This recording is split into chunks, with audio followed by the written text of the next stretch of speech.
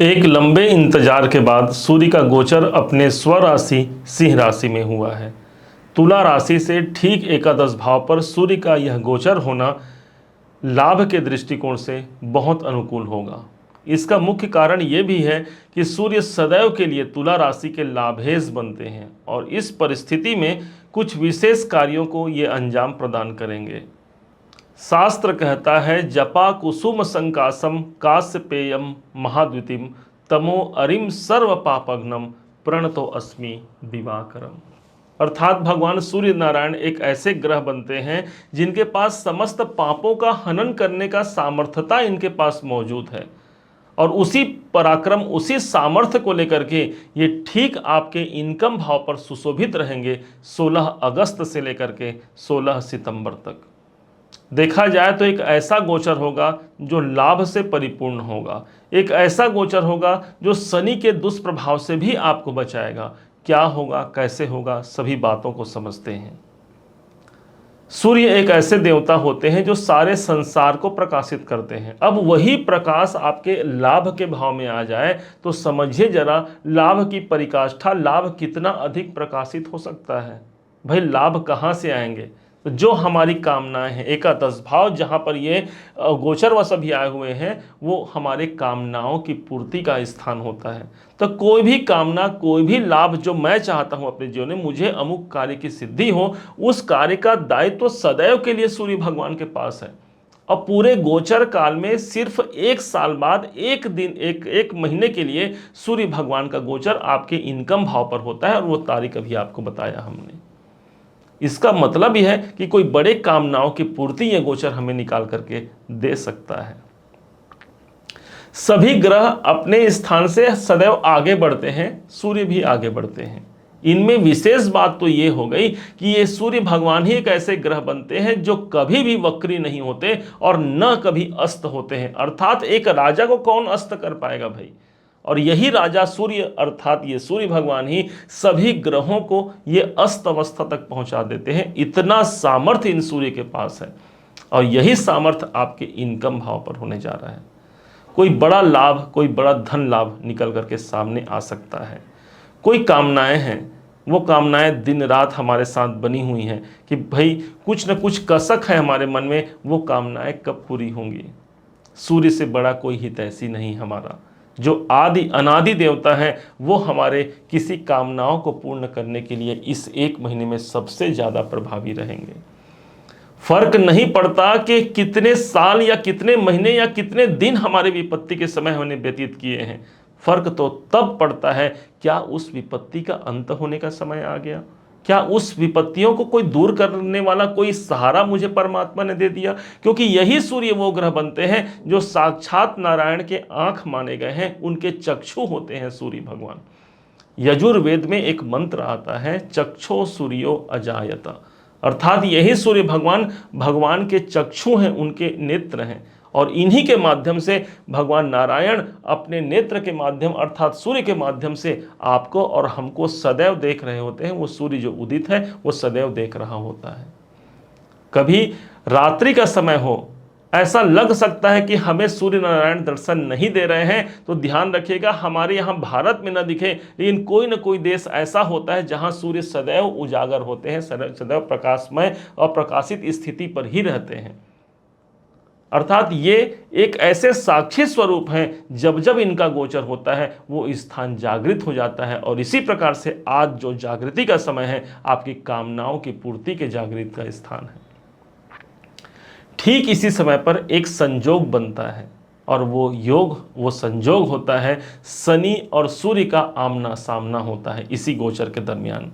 अभी तक सिर्फ एक बार पहले इस शनि के गोचर, क्योंकि 2.5 साल का शनि का गोचर है, सिर्फ एक बार पहले देखा जाए तो इसी अगस्त सितंबर में एक योग बना था, समसप्तक योग।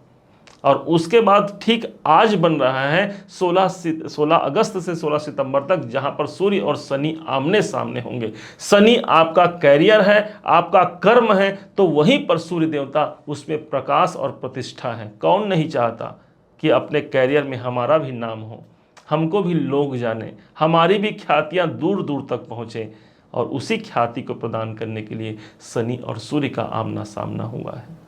एक दूसरे से आमने सामने बैठे हैं। शनिदेव पंचम भाव पर बैठे हैं तुला राशि के, और इस हिसाब से इनकी जो सातवीं दृष्टि है वो सीधे भगवान सूर्य पर पड़ती है, और सूर्य की जो सातवीं दृष्टि है वो शनिदेव पर पड़ती है, और यहाँ पर समसप्तक योग का एक निर्माण भी हो जाता है। शनि से संबंधित मान लीजिए हमें कोई परेशानियों का सामना करना पड़ रहा है, क्योंकि आपके योग कारक तो हैं ये, लेकिन उसके बाद भी कोई कार्य यदि बार बार विलंब स्थिति बनी हुई है, संतान से जुड़े हुए कोई प्रॉब्लम चल रहे हैं, या फिर इस समय पर आपके डिसीजन कोई गलत हो सकते हैं, या फिर उस डिसीजन का शुभ परिणाम निकल के सामने नहीं आ रहा है, प्रेम संबंधों में यदि अशांति बनी हुई है, तो सूर्य का प्रकाश अब उस तिमिर अंधकार को दूर करेगा जो शनि के माध्यम से मेरे जीवन को प्राप्त हो रहा है। शनि को डार्कनेस कहा गया है, अंधेरे के प्रतीक होते हैं। शनि अंधेरा है तो सूर्य उजाला है, तो अर्थात पंचम भाव जो आपके पूर्व के पुण्य की जागृति का स्थान है, वहां पर सूर्य का प्रकाश पड़ा, अर्थात शनि के अंधकार से मुक्ति एकमात्र ग्रह दिला सकता है, वो है भगवान सूर्य। सूर्य पिताजी हैं तो शनि पुत्र हैं। एक उद्दंड बालक को सिर्फ उनके पिताजी ही नियंत्रित कर सकते हैं, और इसी कारण से यहां पर सूर्य की दृष्टि शनि पर आ रही है, अर्थात शनि इस समय पर नियंत्रित होकर के अपने शुभ परिणाम को भी आपको प्रदान करता है, जो आपके चतुर्थेश और पंचमेश दोनों ही बनते हैं। और इस कारण से शनिदेव प्रबल योग कारक ग्रह हैं, और वहीं पर सूर्य देवता लाभेश होकर के लाभ स्थान पर स्थित होंगे।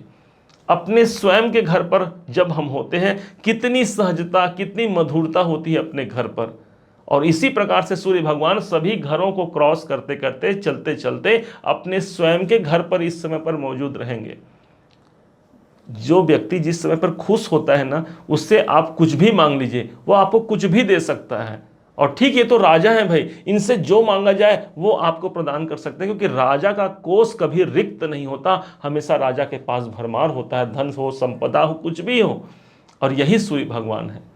तो शनि की उद्दंडता को एकमात्र सूर्य ही यहां पर शांत कर सकते हैं, अर्थात जो डार्कनेस बना हुआ है मेरे पंचम भाव से संबंधित, मेरे कार्यों से संबंधित, मेरे कैरियर से संबंधित, उस कैरियर में यदि कोई उजागर स्थिति उत्पन्न कर सकता है तो एकमात्र सूर्य भगवान है, जो समसप्तक योग का प्रभाव सबसे अधिक प्रभावी रहेगा इस समय पर।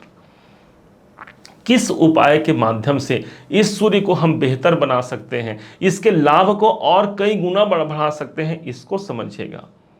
जितने भी गवर्नमेंट एम्प्लॉय हैं, सब के सब बिना सूर्य के कृपा से वो गवर्नमेंट सेक्टर में जा ही नहीं सकते, अर्थात उनके कुंडली में आपको सूर्य दिख ही जाएगा किसी न किसी पॉजिटिव पोजीशन पर, या तो छठे भाव पर से संबंध बना रहे हो या दसम भाव से संबंध बना रहे हो। अब यहां पर सूर्य की दृष्टि शनि पर है, कोई गवर्नमेंट से जुड़ा हुआ काम भी यहां पर निकल करके सामने आ सकता है। गवर्नमेंट एम्प्लॉय जो अधिकारी हैं, उनसे आप अपना संपर्क, अपना संबंध सही रखिए, यह सूर्य संवर जाएगा। आपके घर में जो पिताजी हैं, साक्षात भगवान सूर्य नारायण हैं, यदि उनकी उपस्थिति घर पे है तो समझिए कि यह सूर्य आपके लिए सदैव प्रभावपूर्ण स्थिति पर है। शर्त सिर्फ इतना है, उनका मान सम्मान करना, उनका आशीर्वाद लेना। सदैव आपके सूर्य को एक ऊंचाई तक पहुंचाने वाला ग्रह आपको ये सूर्य भगवान बना सकते हैं। पूर्व दिशा के संचालक होते हैं भगवान सूर्य नारायण, इसलिए सदैव पूर्व दिशा पर आपको विश्वास रखना चाहिए। वो दिशा स्वयं देवताओं की दिशा मानी गई है, और इस कारण से पूर्व दिशा को सदैव पवित्र रखा जाना चाहिए। प्रातः काल उठ करके भानु प्रिय नमस्कार, उनको प्रणाम करने से वो प्रसन्न होते हैं। भाई प्रसन्न क्यों होते हैं? एक राजा है, यदि कोई बड़ा व्यक्ति हमारे सामने आ जाए तो हम उठ करके उनका अभिवादन करते हैं। ठीक इसी प्रकार से जो व्यक्ति प्रातः काल भगवान सूर्य का अभिवादन करता है, सूर्य से संबंधित उसके समस्त पाप दूर होकर के, उनके समस्त बुराइयां दूर होकर के उनके जीवन में एक नई उजाले की प्राप्ति होती है। यही सूर्य भगवान है, और इस समय पर आपके लाभ भाव पर रहेंगे, इससे कोई बड़े लाभ की प्राप्ति यहां पर हो जाए तो कोई बड़ी बात नहीं होगी। सूर्य स्वयं स्वराशि के सूर्य हैं, अपने घर पर हैं। एक बार ये यहां से निकल जाते हैं तो पूरे साल भर बाद अपने स्वयं के घर पर आएंगे।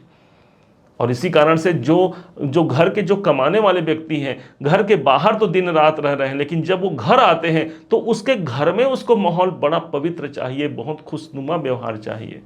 तो घर के सदस्यों को सदैव उस बात का भी ध्यान रखना चाहिए कि जो कमाने वाला पर्सन है वो जब घर आए तो उसके साथ संबंध बहुत अच्छे मधुर रखने चाहिए। और इसी समय पर सूर्य अपने स्वयं अपने माता पिता से मिलेंगे। कश्यप मुनि इनके पिता जी हैं, अदिति इनकी माता जी हैं, अपने परिवार से मिलेंगे, खुश रहेंगे और खुश होकर के ये बहुत कुछ प्रदान भी करेंगे। भाई जिस चीज के ये कारक हैं, जिस स्थान पर इनकी उपस्थिति है, उस स्थान के शुभ परिणाम कैसे प्रदान नहीं करेंगे? विचार कीजिएगा। उम्मीद है आप सबको ये कार्यक्रम बहुत पसंद आया होगा। आप सबने इसे जाना है, आप सबने इसे समझा है।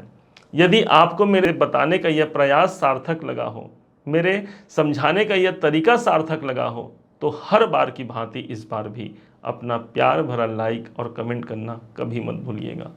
बहुत मोटिवेशन मिलता है हमें कि हमने अच्छा काम किया है और तुला राशि ने हमें प्रोत्साहित किया है। यदि अभी तक आपने चैनल को सब्सक्राइब नहीं किया है, सब्सक्राइब जरूर कीजिएगा।